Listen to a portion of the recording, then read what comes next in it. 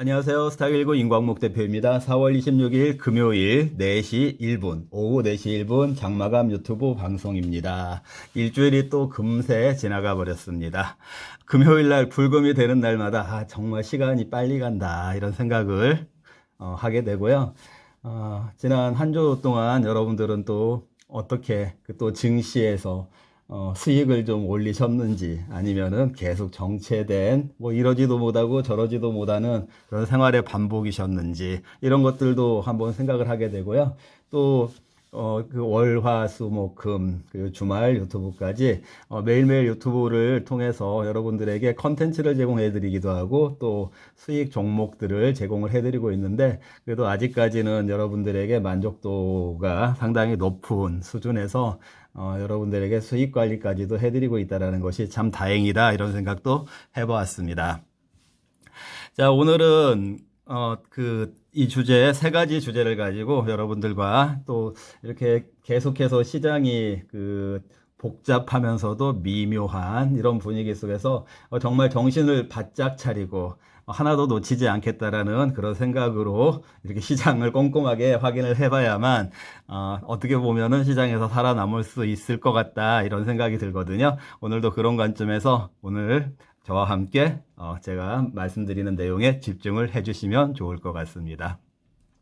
오늘 첫 번째 주제는요, 실적에서 확인된 AI 상용성에 대해서 말씀을 드려보도록 하겠고요. 그리고 소비재 경기와 요즘 계속해서 실적 발표를 하고 있으니까요, 국내외적으로 소비재 경기와 밸류업에 대해서 또 코멘트를 좀 해드리려고 하고요. 그리고 이번 주 월요일 날 제시를 해드렸던 반등의 세 가지 퍼즐, 월요일 날 제시를 해드렸던 완전한 반등의 세 가지 퍼즐 중에서 지금 어디쯤 와 있나 이런 거에 대해서 이 세 가지로 구분을 해서 좀 말씀을 드려보도록 하겠습니다.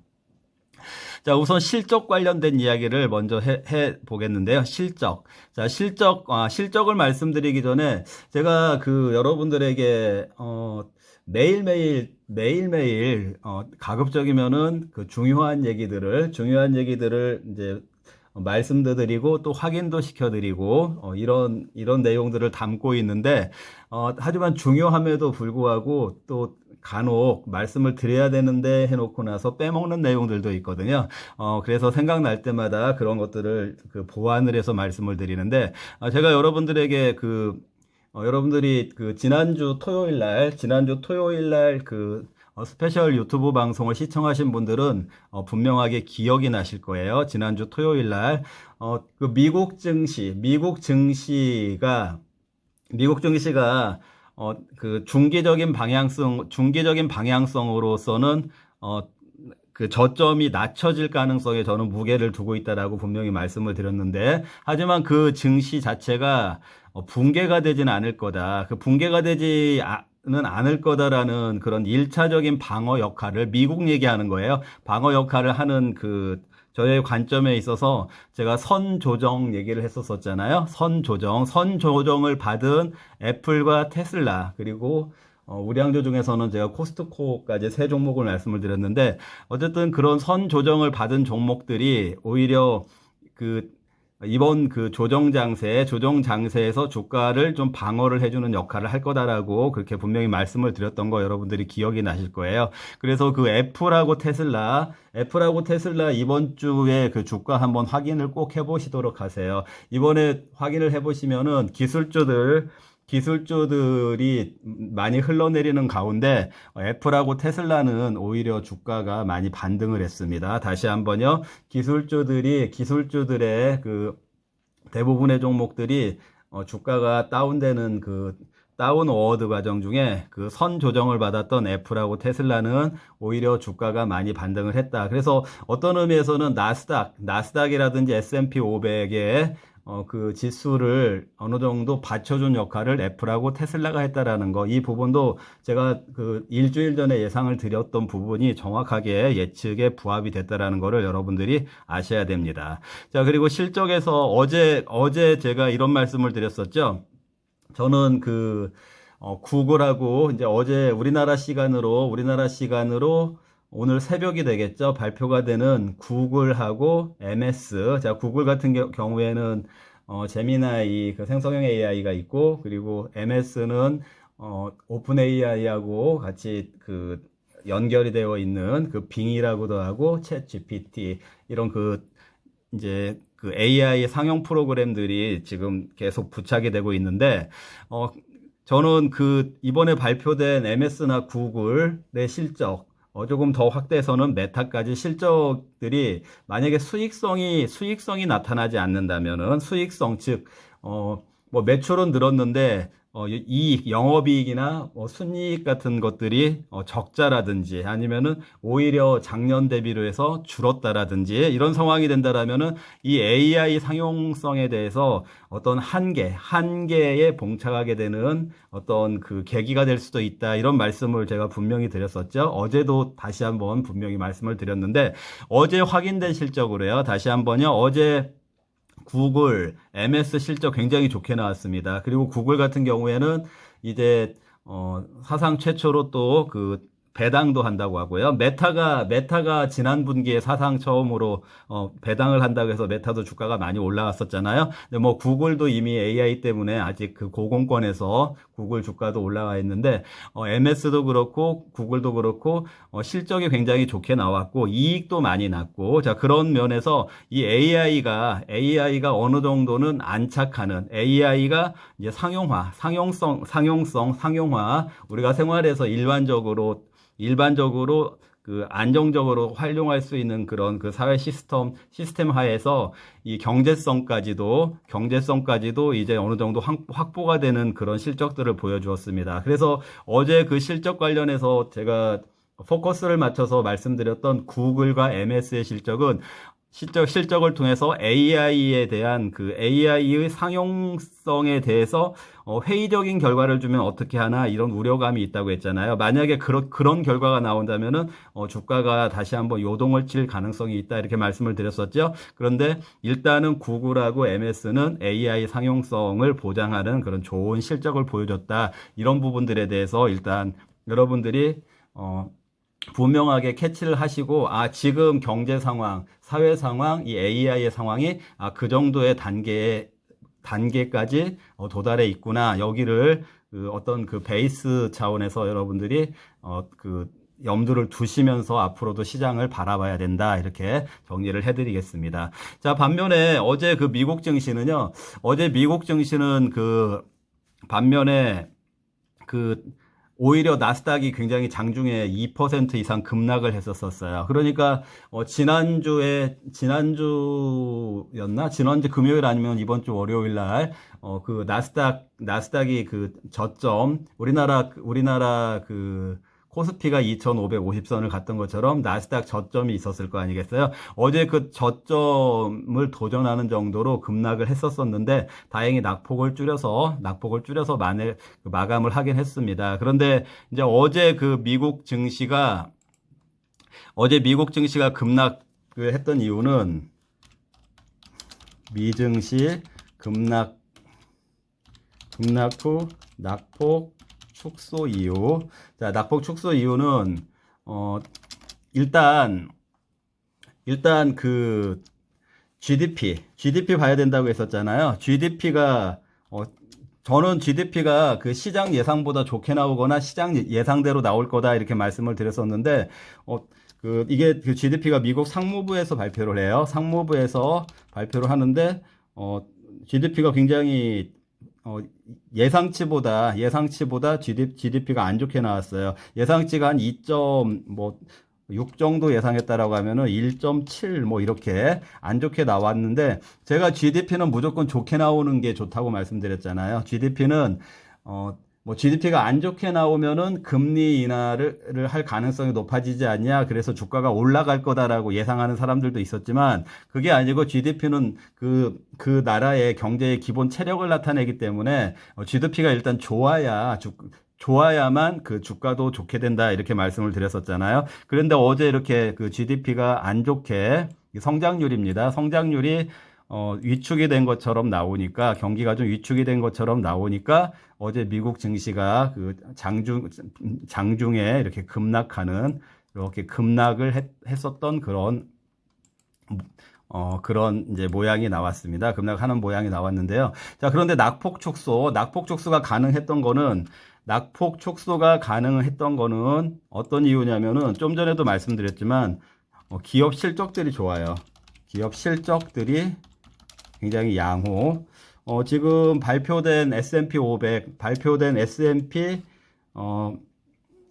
그 우량주라고 할 수 있는 S&P 500 그 종목들이 지금 계속해서 실적 발표를 하고 있는데, 이 실적 발표한 대부분의 현재까지 S&P 500의 종목들이 시장의 기대치를 상회하는 실적들을 발표를 하고 있다. 그렇기 때문에 어제 그 GDP로 인해서 좀 재미있는 현상이죠. GDP로 인해서 급락을 했는데 낙폭은 축소했다. 그리고 GDP뿐만 아니라 어제 그 또 한 가지 지표를 봐야 된다고 했던 지표 뭐라고 했죠? 제가 어제 중요한 지표 PCE 이거 말씀드렸잖아요. 이제 PCE는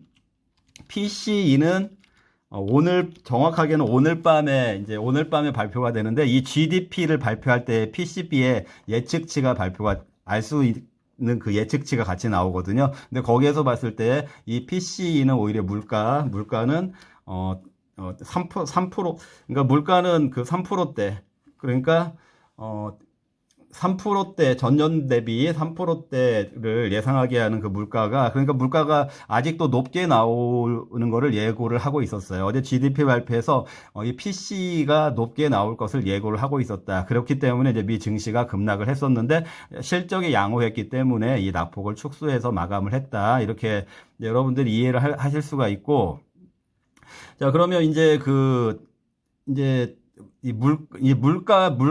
물가는 결국에 이제 금리 인하 시기하고 관계해서 이제 지금 굉장히 예민한 상황이잖아요. 그럼 실적 부분들은 양호하게 나오고 있고, GDP하고 물가 신호는 시장에 좀 부정적으로 나오고 있는데, 그래서 어제 장중에 이런 현상을 가지고 스태그플레이션 그러니까 침체하고 침체 중에 물가는 높은 이 스태그플레이션 이런 얘기까지도 나오면서 급락을 했었는데요.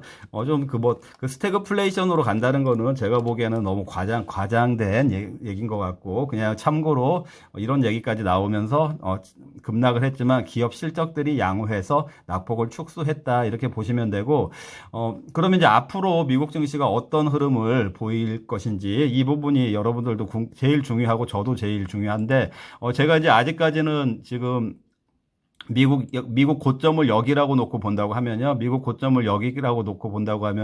이번에 제가 그 조정을 예상을 드렸었잖아요. 한 3주 정도 전부터요.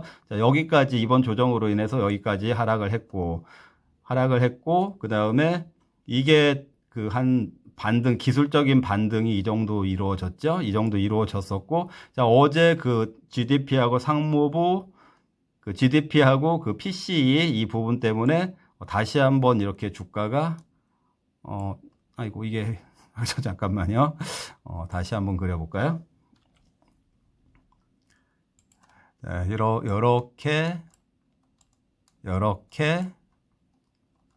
다시 한번 이렇게 도전받는 이런 흐름이 나왔다. 자, 그러면 이제 어제까지 모습이 이런 모습이 나온 건데, 이런 모습에서 이제 어떻게 될 것 같냐. 저는 봤을 때는 기업 실적은 좋은데 이 차트는 좀 위태로워 보이는 부분이 있어요. 그래서 제가 여기에서 오늘 예상을 한번 해본다고 하면은, 추가적인 예상을 해본다고 하면, 이 기업 실적들 중에 그 MS하고, 좀 전에 설명드렸던 MS하고, 구글은 모기업이 알파벳이거든요. 알파벳. 그래서 그 구글, 그리고 이제 어제 그 메타 실적을 좋게 내놓고도 급락했던 메타, 이런 종목들이 반등할 가능성이 높기 때문에, 이런 종목들이 반등 또는 급등할 가능성이 높기 때문에 오늘 밤에 미국 증시는 다시 이렇게 올라가지 않을까, 이렇게 생각을 해요. 이렇게 생각을 하는데, 제가 앞으로 예상은 다시 이렇게 저점을 낮춰갈 거다, 이렇게 말씀드렸었죠. 이런 예상을 그대로 유지를 하고 있습니다. 이렇게 유지를 하고 있고, 그리고 이제 이 기간들을 제가 넉넉하게 한 6주 정도의 일정으로 이렇게 예상을 한다, 이렇게 말씀을 드렸으니까, 여러분들도 듣고 싶으신 것만 들으셔가지고, 주가가 떨어진대더라, 이렇게만 생각하시는 게 아니고, 제가 마일드한 그런 기간 조정 장세, 가격 조정 장세가 나온다. 기간이 한 6주 정도를 예상한다라고 했으니까 뭐 이렇게 이번에 오늘 미국 증시가 이렇게 올라갈 가능성이 있다라는 거 말씀드리는 거죠. 이렇게 되면 월요일 날, 다음 주 월요일 날 한국 증시 또 올라가면서 출발할 가능성이 있겠죠. 이런 흐름들을 탈 것 같다 이렇게 말씀을 드리는 거예요. 근데 제가 말씀드리는 가장 중요한 그 요지는 이번에 조정을 받았던 이 최저점 있잖아요. 이 저점보다 더 낮아질 거다. 앞으로 물론 그 사이에서 이렇게 또 반등이 나오긴 하겠지만 종국에는 조정이 마무리될 때까지 저점이 더 낮아질 가능성이 있다. 이렇게 저는 본다라는 거를 계속해서 말씀을 드리고 있는 것입니다. 여러분들 이해하셨죠? 이해하셨으면 또 본인들이 들은 내용들만 가지고 자꾸 잘못된 제가 전달한 내용하고 다른 얘기를 하시면 안 된다라는 것도 다시 한번 말씀드리겠습니다. 자, 그리고 두 번째 주제에서 소비재와 경기와 밸류업 이 말씀을 드리는데요. 자, 소비재 보니까 그냥 여기서 바로 말씀드릴게요. 지난번에 그 모바일 핸드폰들, 스마트폰들 그 글로벌로 봤을 때 중국 제외하고는 전체적으로 그 판매량이 줄었다라는 거 확인하셨었죠? 모바일. 그리고 어제 LG전자 실적 나왔는데, LG전자는 일단 가전이라고 봐야 되잖아요. 텔레비전, 에어컨, 뭐 냉장고, 뭐 이런 가전들이라고 봐야 되는데, 어제 LG전자 보니까 실적이 별로 안 좋았어요.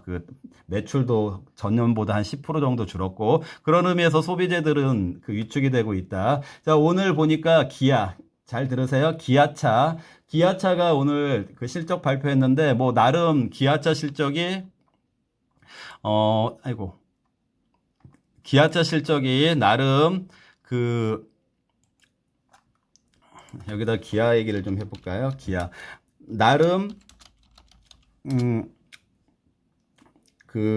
분기 역대급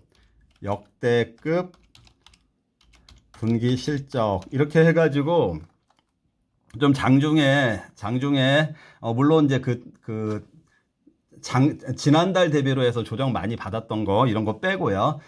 그러니까 지난달 기준으로 해서 조정 13만 원대 거기서부터 조정 받은 거 빼놓고 이번에 10만 원 초반까지 흘러내렸다가 저도 한번 매수해도 된다라고 했던 그 지점 있잖아요.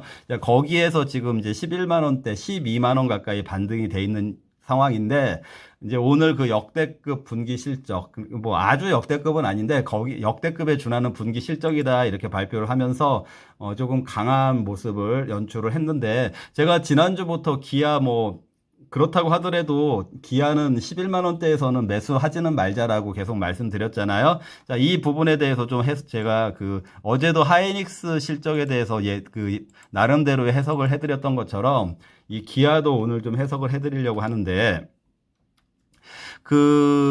보시면은 자, 기아도 자동차니까 일단 소비재라고 할 수 있잖아요. 기아도 자동차니까 소비재라고 할 수가 있겠죠. 소비재 관점에서 봤을 때, 이 소비재, 아까 모바일, 그리고 가전, LG전자, 그것처럼, 이 기아도 보니까 매출이, 여기 판매량 있잖아요. 자동차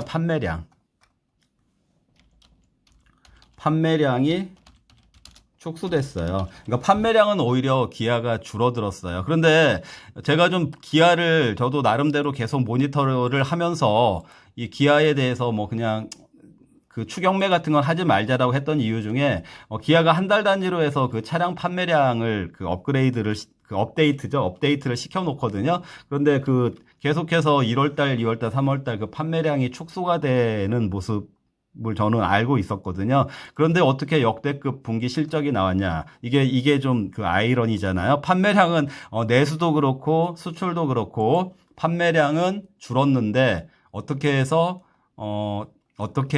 이게 나왔지? 역대급 실적이 나왔지? 이런 부분들이 약간 아이러니잖아요. 자, 보니까 판매량은 줄었는데